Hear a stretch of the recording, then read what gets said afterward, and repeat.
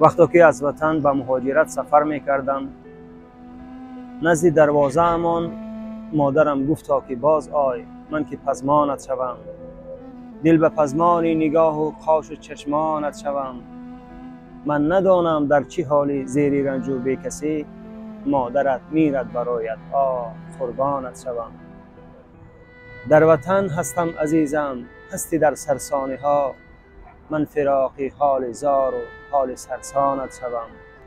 تو مهاجر گشتی و من از برایت سوختم، تا به کی چشمم براحت چون پریشانت شوم.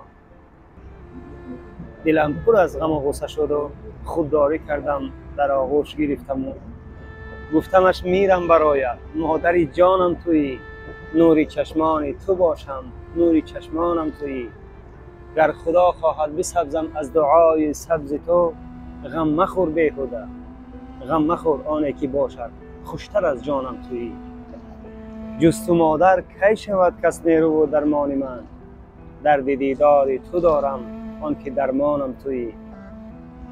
تو برای دیدن من برای دیدنت، چهره خندان تو هستم، ماه تابانم تویی.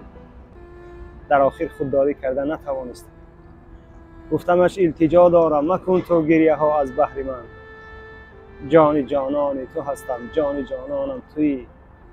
التجا دارم مادر تا نمیرم تو مرو، ای مرام زیستن من، هستی جانم تویی.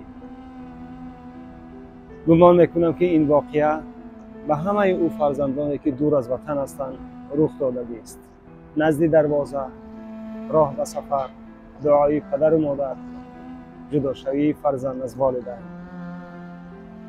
الله مشکل همه را آسان بگرداند. زنده باد مادران.